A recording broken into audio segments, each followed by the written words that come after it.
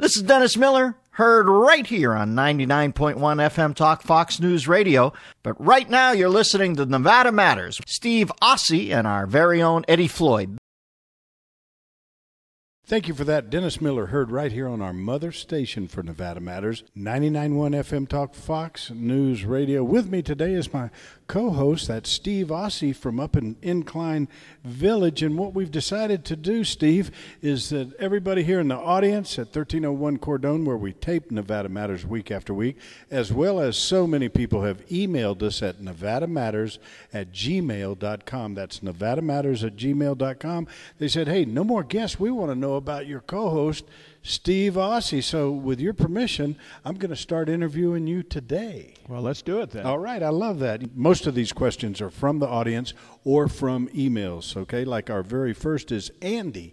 Andy lives in Elko, and he said, what's your overall philosophy in managing your clients' assets, Steve Ossie? Well, good question. Rule number one is to try not to lose money, and rule number two is, what do you think? Never forget rule number one. That's right. I love that. I love it. There's no do-overs in retirement. There's no mulligans, to use a golf metaphor. Michael Landon said there's not that many tomorrows. You might get rich by concentrating and putting all your eggs in the basket, but to keep rich, I think you have to have diversification. Money isn't everything. Money can't buy poverty. You know, Steve, a little background on yourself. How did you actually get into the financial services business where up there at the lake you're managing so many people's wealth? You have their future in your hands. Yeah, it's a big responsibility at times. I had an accounting software company for 20 years. I understood balance sheets and companies, and I sold the company, made a few bucks, and I traded my own account for many years. And I learned investments for those years with my own money at risk rather than somebody else's money at risk, which is what most brokers do. But I wasn't ready to retire, and I decided to enter the financial services business. I started with one of the traditional firms, the names our listeners would know. I like to say those are the firms named after dead people. Right. The corporate world, though, of investing wasn't me. I prefer working for myself, but you had to keep your branch manager happy first, then you had to keep the company happy, and then the client was last on the list, and that was just all backwards. And there were a lot of conflicts of interest. There were lawsuits earlier in last decade where publicly analysts were cheerleaders of stocks, trying to create compelling stories why customers should buy them, but privately, emails showed that the firms thought they were dogs with fleas, if you will. Right. There was one company, I won't name them, we'll call them XYZ Brokerage, and usually when I looked at a portfolio from XYZ Brokerage, it was full of XYZ products. So a lot of companies had their own proprietary products, and that wasn't because they were better, but because they made more money for the firm. And there was a lot of pressure with brokers with quotas. Well, you know, here's the question I've always had for people in your position. What did you do if you didn't like these firms and what they were doing, Steve? Well, a new model has become popular in the industry. I left the traditional firm and I joined a firm called LPL Financial.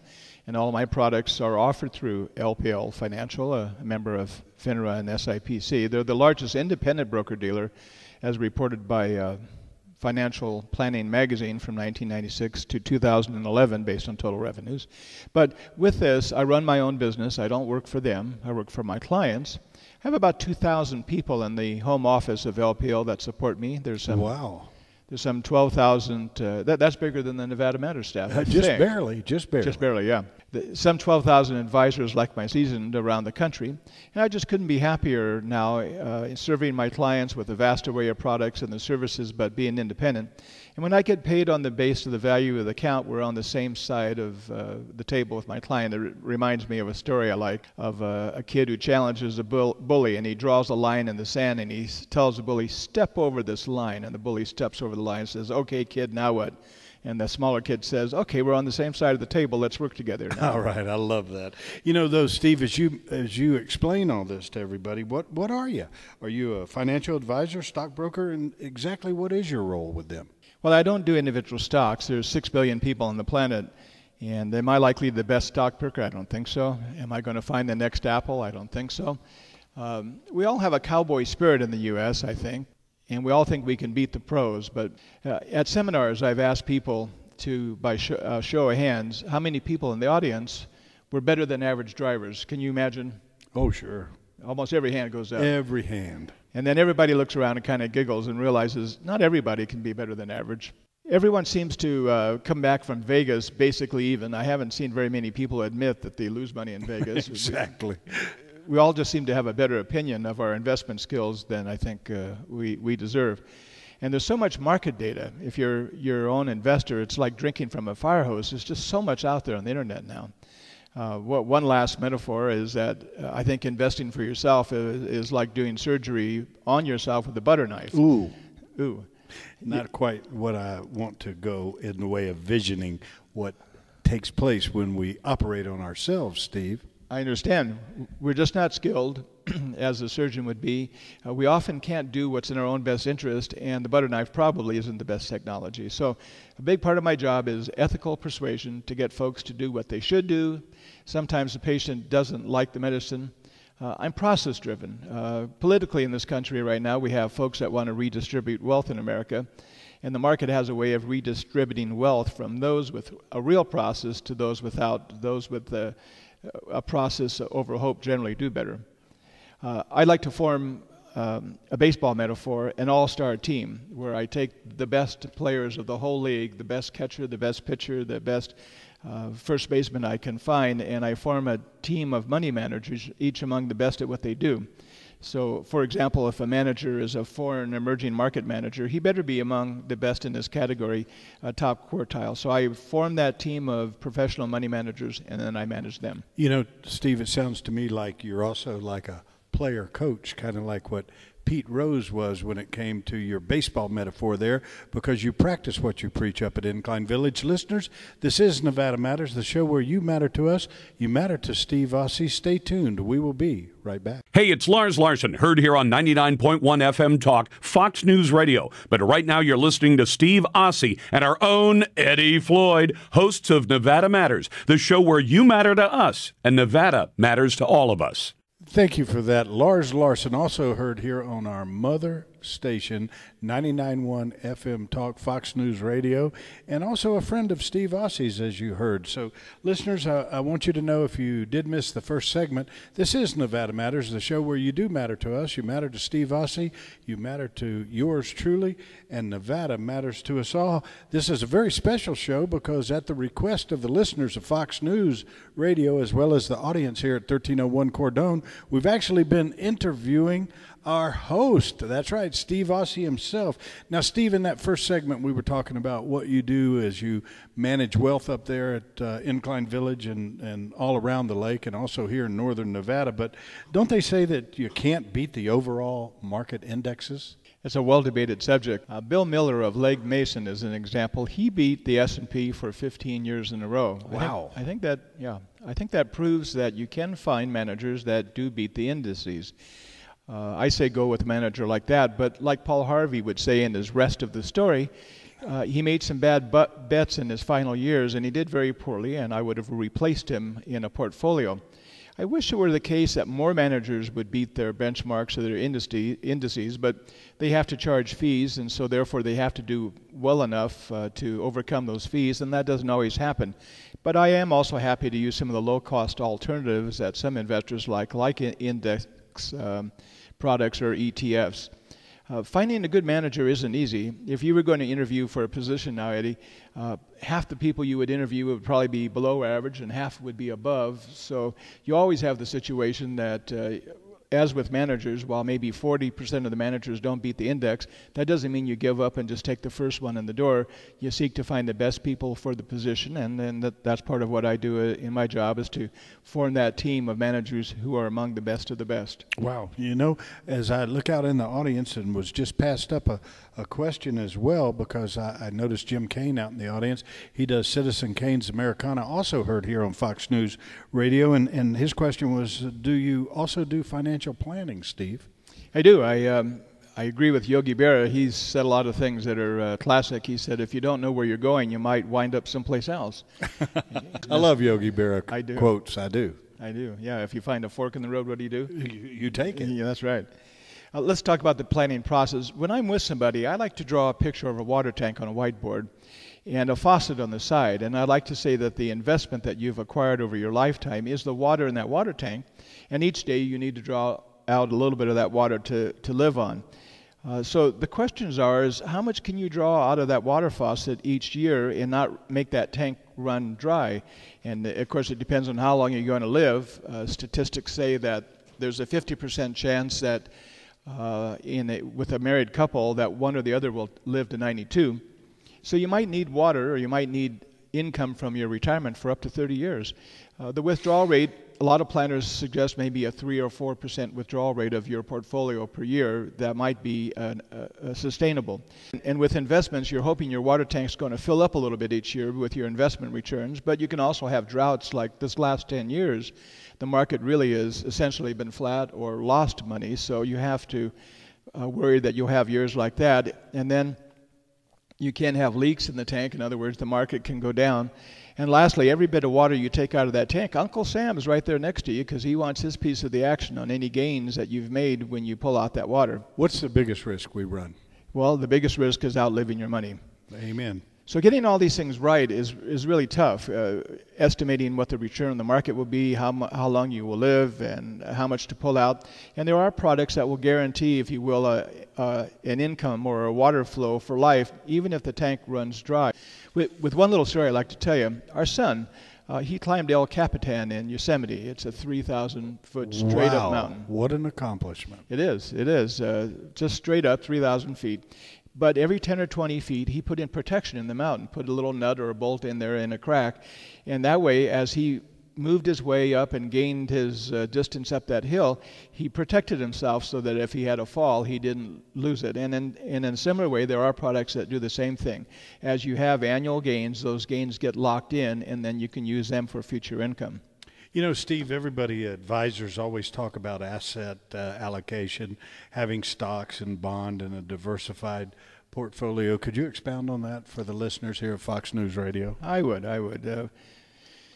Two gentlemen, Markowitz and Sharp, won the Nobel Prize for showing that how you diversify has more to do with how well you do in investments than actually picking individual securities. So in a portfolio, you're going to need some stocks and some bonds. You're going to need some domestic and some foreign, large company and small.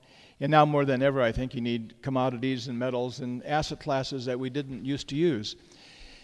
Asset allocation is not so much a TV dinner, I think, with everything divided in nice little compartments, but it's more of a pot pie. You need a little bit of all of these investment classes. They overlap quite a bit, and that's called strategic asset allocation. But to me, asset allocation is sometimes just being out of the market entirely.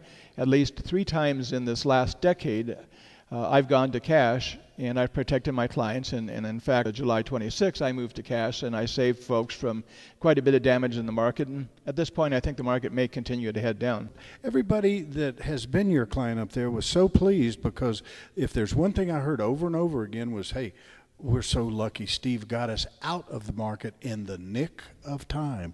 And it's almost like, you know, Steve, I know you're not a soothsayer, but how do you decide exactly when to get out of the market and back in? Well, it's not a perfect process, of course. In Vegas, the casinos have a slight percentage advantage over others, and because of that slight advantage, they get to build those large casinos. So in what I do, it's not perfect, but if I can improve the chances just a little bit, I think I can help my clients a great deal. A lot of people comment that the market goes up and down, and the market is really just a collective hunch of where the economy is going. Now, I'm a chart guy.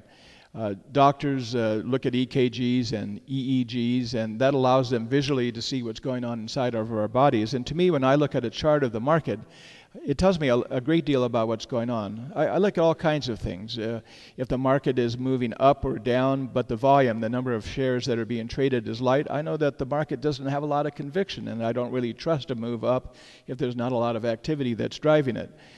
The market has a very persistent habit of having a hard time breaking above prior highs that it's been to. If the market hits a level, the market pulls back, it often has a very hard time getting back above that level again.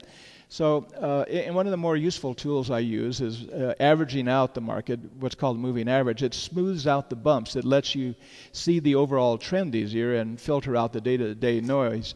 A lot of analysts use a 200-day moving average.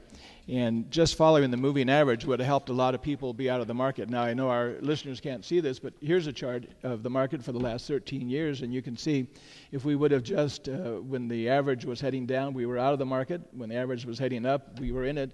We would have done a great deal to help save ourselves from losing money during those times. In 2000, the down market lasted for 2 years. The recovery to take us back took 5 years to get back to where we were in 2007. Then the fall in 2007 took us a little over a year and did about 60% damage. And then we had a partial recovery in 2 years. The point is that these trends last long enough that if you can determine that you're in a down or an uptrend, you can help determine how you're going to invest. All right, listeners, get involved. And when we come back from this first break, so many people in the audience and also 3 here on email have wanted to know how they get a hold of you. Listeners, stay tuned. Grab that pen, pencil, piece of paper. Get a hold of Steve Ossie up at Incline Village, and we will be right back. This is Dennis Miller, heard right here on 99.1 FM Talk Fox News Radio. But right now you're listening to Nevada Matters. Steve Ossie and our very own Eddie Floyd. This is Nevada Matters. You do matter to us, and you matter to Steve Ossie, too, who is the co-host of Nevada Matters. And this show's been a special show because so many of the people in the audience, people who have been listening on Fox News, wanted to know more about Steve Ossie and what he does for the people. And I promised them, Steve, that we would start off this segment with telling the people how they get a hold of you. Well, Eddie, I'm in the witness protection program, okay, and I'm not actually able to. Okay, so that's all right. Then can they just email us, and then we'll try to get a hold of you? Well, look, just for our listeners only, and I hope the guys that I have to testify against, it's steveossie.com. All right. AUSE, numbers 831-1963. All right, I love that. Again, let's give it to the listeners one more time. The number 831-1963, and this Steve Ossie, AUSE.com. All right, Steve, investment firms are always trying to tell you to stay invested for a long, long term. I don't think that's right. What do you think about that? Right. As I said, I got out July 26th of this year. At some point, you should be able to see a trend, and I don't think you have to go down with the ship. At some point, you man the lifeboats or get to a safe harbor. There's a lot of dumb things our industry says. One of the favorites that I've seen is a chart where they show if you had missed the 10 best days of the market, how much you would have missed by being on the sidelines. But what they never show is, and I have a chart that shows what was the cost if you were in the market during the 10 worst days. My clients are retired folks, wealthy, affluent, retired folks. And here we have had a 10-year period where we haven't done well. So staying invested for the long term means something a great deal different to somebody who's already retired than, let's say, a young couple at 30 or 40. But I still say, why take the ride down and spend all the time getting back to where you were? They'll say if you get out now, you'll miss a return. They'll say things like the market is poised to churn higher. These all sound very intellectual. The market is down on profit taking. They're cautiously optimistic. It's a stock picker's market. We're constructive on the market, overbought or oversold. I don't try to predict the market. I don't try to guess what it's going to do. It's like the 10-day weather forecast. I'll look at it with interest, but in the morning what I'll do, what you do, you look out the window and you see what's happening. And I think there may be ulterior motives in the market. It may be because nobody makes money while you're sitting in cash. It may also be that the big boys want to run out the exits when they want to get out, and they don't want you in the way. But I do seek to be in the markets at the right time and out at other times. I study the market constantly. But the fundamentals are notoriously poor at timing. There's an expression that says economists have predicted 9 of the last 5 recessions. Lots of folks knew that we had a tech bubble that was getting overinflated in the late 90s, and they got out too quick. They knew housing was in trouble. I use the fundamentals to get an opinion of where we might go, but I wait until I pull the trigger to get in or out until I see the whites of their eyes. In other words, I look at the charts, I anticipate, but I don't make a move until the charts and the technical analysis confirms my suspicions. It's not perfect, and as I said before, though, if I can just improve our odds just a little bit, like those casinos in Vegas, I think I can make a meaningful contribution to my clients' wealth. All right, Steve, for some of the listeners who just joined the audience or Fox News right here, 99.1 FM Talk, summarize this show for us. Yeah, it's not how much you make, it's how much you keep is how I feel and my clients feel. There are two kind of losses. You can be safely in cash when the market moves up and miss an opportunity, or you can lose money by being in the market when it's moving down. My clients will generally prefer to miss an opportunity than to lose cash. I primarily serve wealthy and affluent clients. I generally have a minimum dollar amount that I choose to manage. In retirement, there are no do-overs. There's no investment mulligans. For a lot of rich folks, they got that way by concentrating and focusing, but they stayed rich by diversifying. I'm independent. I'm on the same side of the table as my clients. So for folks listening, like a doctor, there's no harm in a second opinion, an independent review. I'm happy to do that. Review a portfolio and let folks know what I'm thinking and tell them how their current advisor's been doing. Wow, I love that. And again, for the listeners of Fox News Radio, as well as here in the audience at 1301 Cordone, where we tape Nevada Matters week after week, one last time, Steve, wrap up and tell the listeners how they can get a hold of Steve Aussie. Yes, thank you for saying that. SteveAussie.com, AUSE.com, and the number again, 775. For all of our listeners on the radio, let's give them a moment to pull over on the side of the road here, huh? Yeah, that's right. A brief moment. 775-831-1963. And you know, Steve, when people get a hold of you, you'll do like a free consultation as to whether or not they really fit in your clientele and vice versa. Am I correct with that assumption? Yeah, you know, usually I like to start off just going off to lunch with somebody, getting to know them, see what their goals, their objectives, their hopes, their dreams are, and then we go from there. All right. Can we have lunch tomorrow? We could do that. All right. Who's buying? Well, I guess by federal regulations, I'm required to buy. Oh, good. I love that. I just found out where I'll be having lunch next week every day. Listeners, you can do the same. But seriously, get a hold of Steve Aussie. That's steveaussie.com, or give him a call, 775-831-1963. Steve, we got all this financial out of the way. We also need to tell the listeners you're also a political analyst right here on Nevada Matters, and pretty soon you'll be going out with that recorder and getting some more great interviews. You bet. We've had some good ones, haven't we, over the last couple of months? You better believe it. Everything from Sharon Engel to Mark Amadei the day he was elected. The governor and the lieutenant governor, we've had some good ones, and Herman Cain says he's going to call in for us too. I love that. Listeners, this has been Nevada Matters, and never forget, you matter to us, just like Nevada matters to us all.